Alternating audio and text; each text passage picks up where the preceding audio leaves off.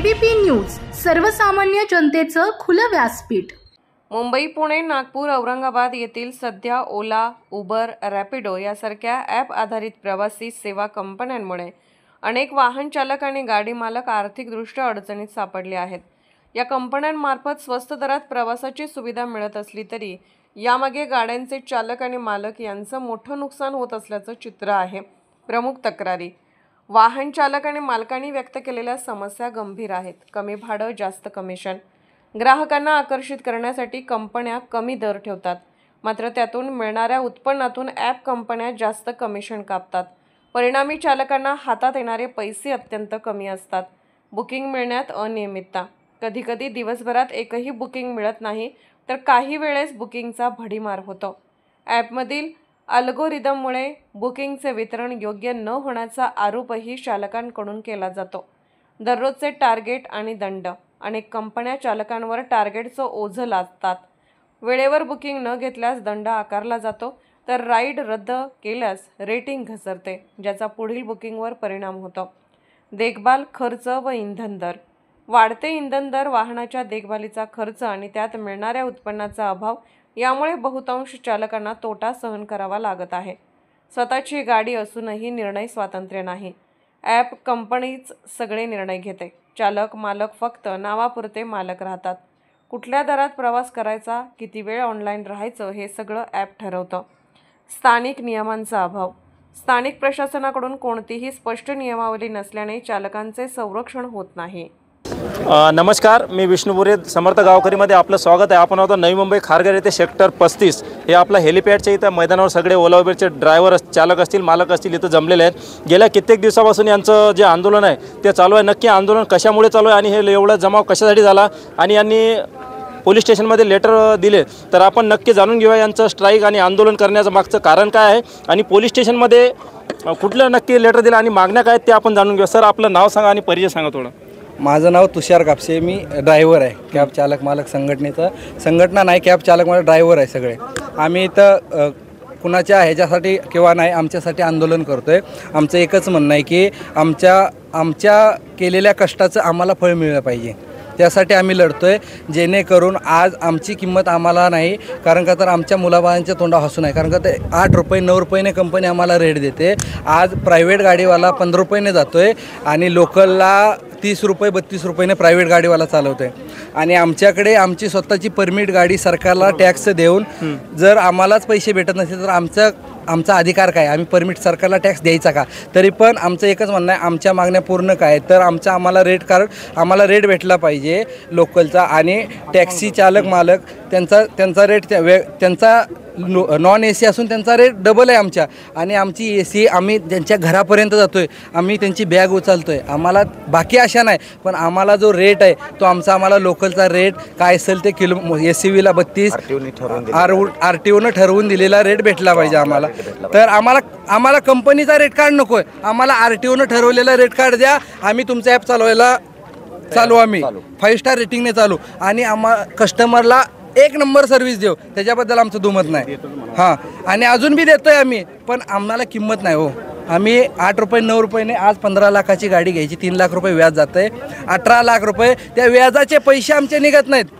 आज ड्रायव्हर लोकांना इथं कुठलाही ड्रायव्हर घ्या, गाडीचा टायर टाकाय म्हणलं तर कॅश टाकू शकत नाही। बजाज फायनान्स बघतोय, IDFC फायनान्स बघतोय, बँक फायनान्स बघतोय, लोन बघतोय। ते लोन वस्तूवर तुमची PUC संपतोय, 1000 रुपये PUC टाकाय सुद्धा ड्रायव्हरच्या खिशात पैसे नाही। PUC संपले की इन्शुरन्स येतोय, 30,000चा इन्शुरन्स टाकाय, परत कोणाच तरी व्याजानं पैसे घेतोय, सावकारी व्याज काढतोय। ते सावकारी व्याज संपेपर्यंत तुमचा RTO टॅक्स संपतोय। टॅक्स 10,000 होता, 8,000 होता, आज सरकारने तो बी वाढवला। मला सांगा, एक दिवस दारूसाठी संप झाला तर दुसऱ्या दिवशी दारूचं नवीन रेट कार्ड आलं। आज आम्ही 3 दिवस झाले संप करतोय।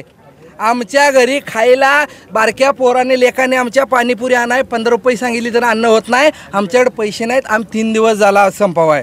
आज हे काय आम्हाला काय हाऊस नाही संप करायची, समजलं? आम्हाला हाऊस नाही सरकारशी भांडायची आणि कुणाशी भांडायची, आम्ही सरकारशी लढतोय। आणि एक कळकळीची विनंती आहे, जे सोशल मीडियावर असे चुकीचे जे डिसिजन फिरत आहेत की संप संपलेला नाही, संप जोपर्यंत चालू होणार राहील तोपर्यंत आम्ही बाईट देऊ. कारण का तर संप ड्रायव्हर लोकांनी चालू केला आहे, कुठल्या नेत्याने चालू केला नाही, कुठल्या युनियनने चालू केला नाही आणि कुठल्या पक्षाने चालू केला नाही. संप हा चालक मालक संघटनेने स्वतःच्या जीवावर चालू केला आहे आणि आमचं प्रतिनिधित्व करताय डॉक्टर केशव क्षीरसागर, त्यांच्यासाठी आम्ही लढतोय. उद्या ते उपोषणाला बसतायत आझाद मैदानाला, त्यांच्यासोबत आम्ही उपोषणाला बसतोय. 10 वाजता आझाद मैदानाला उपोषण आम्ही चालू करतोय. त्यासाठी आम्ही बांधील आहोत, कारण का ते आमच्यासाठी लढतात, आम्ही त्यांच्यासाठी लढू. आणि ह्याच्यासाठी सांगतोय, आमचा लढा संपलेला नाही. आज 17 तारीख आहे, उद्या 18 आहे. जोपर्यंत आम्हाला न्याय मिळत नाही, माननीय सरनाईक साहेबांना एकच विनंती आहे, आम्हाला न्याय द्या. मला सांगा, आज तुमच्या पक्षात अधिवेशनात लिक्विडचं म्हणजे दारूचं 1 दिवस दुकानं बंद झाली तर तुम्ही दुसऱ्या दिवशी रेड कार्ड येतोय. आज आम्ही 3 दिवस झालं संपवाय, आम्ही पाण्याची बाटली काय विचार करतोय. तुम्हाला रेड कार्ड तुम्हाला RTOला देऊ शकत नाही का? RTOचं फक्त एक फोन करायचा आहे कंपनीला, त्यांच्याशी बातचीत करायची, 2 मिनटात सॉल्ट आउट होतोय. पण तुम्हाला ते पण करणं होईना. मला काय म्हणायचं आहे, सरनाईक साहेबाला सांगणं एकच आहे, आमचं फक्त चेहरं बघा हो, तोंड कोणाचं हसरं दिसतंय का? आमच्या पोटा पाण्याचा विचार आहे, फक्त पोटा पाण्यासाठी बोलतोय मी. त्यासाठी प्रश्न आमचा तुम्हाला एवढाच आहे की तुम्ही लवकरात लवकर जेवढ्या होईल, आज संध्याकाळी झालं तर आम्ही आनंदात आहे, 5 मिनिटात झालं तरी आनंदात आहे. फक्त तुम्ही न्याय द्या, आमच्या मागण्या मान्य करा, एवढीच आमची विनंती आहे. सर, काय नक्की परिस्थिती आहे? तुम्ही पण आता इथं सकाळपासून काय नक्की मागण्या आहेत आणि काय परिस्थिती आहे लोकांची? बघा, माझं नाव राजेंद्र जाधवर, माऊली, शिवशाही सेना उपाध्यक्ष. आमची एकच आणि अशा 10 मागण्या आहेत, बरोबर.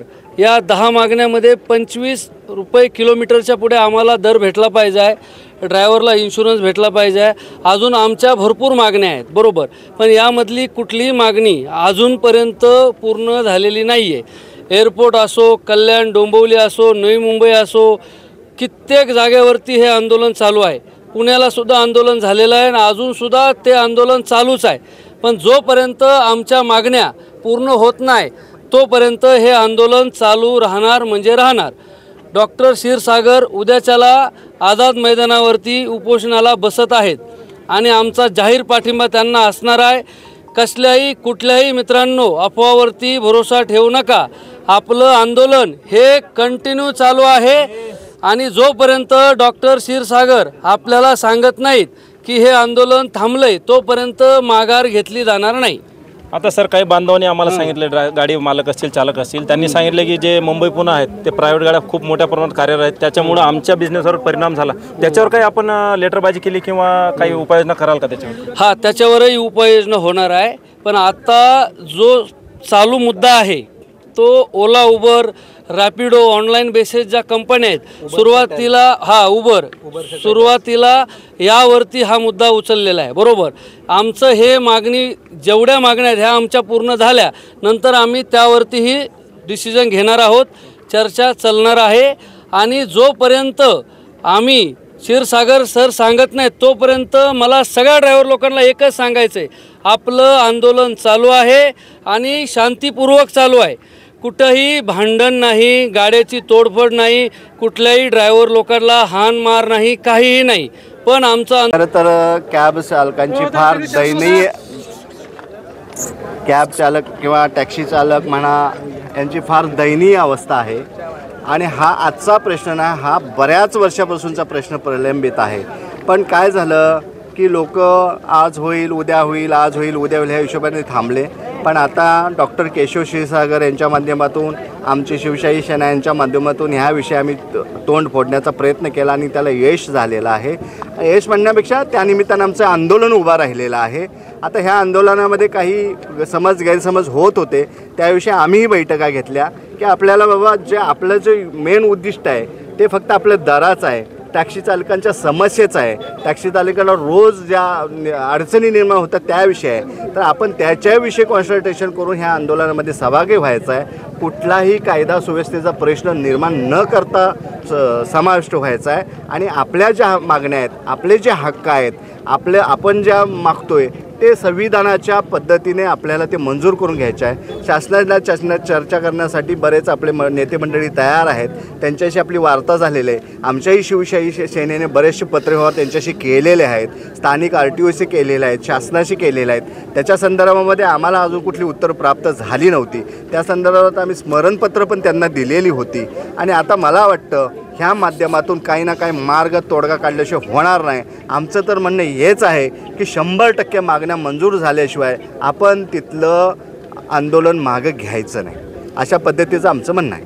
नाही साहेब, आता मीरा रोडमध्ये पण एका गाडी चालकानं आत्महत्या केली, कर्जाच्या आहारी जाऊन काहीतरी डिप्रेशनमध्ये जाऊन. तर बाकीचे जे लोक आहेत ते पण खरोखर डिप्रेशनमध्ये, शेतकरी बांधवासारखी यांची परिस्थिती झाली. तर त्यांना काय मेसेज द्याल तुम्ही? कसं आहे तुम्हाला सांगतो, सध्या महाराष्ट्रामध्ये जे लोक हातावरचं पोट ज्याला म्हणतात, मग शेतकरी असो, टॅक्सी चालक असो, ड्रायव्हर असो, कुणी असो, त्यांची खरंच दयनीय अवस्था आहे. कारण ह्या महागाईमुळे आणि बाकी ह्या कॉम्पिटिशनच्या युगामुळे ह्यांना म्हणावं असं मानधन मिळत नाही. टॅक्सी घेण्याकरता कर्ज घ्यावे लागते आवासाच हवा, चांगल्या बँका त्यांना देत नाहीत. हे कुठून तरी सावकारी पेशाच्या बँकांकडून कर्ज घेतात आणि ते हप्ते नाही भरले तर त्यांच्यामागे त्या कर्जाचा सशेमिरा लागतो, वसुलीचा सशेमिरा लागतो. आणि पण माझं टॅक्सी बांधवांना सगळ्यांना म्हणणं आहे, बघा देर आहे दुरुस्त आहे, कधी ना कधी आपल्याला केलेल्या कष्टाचं चीज मिळणार आहे.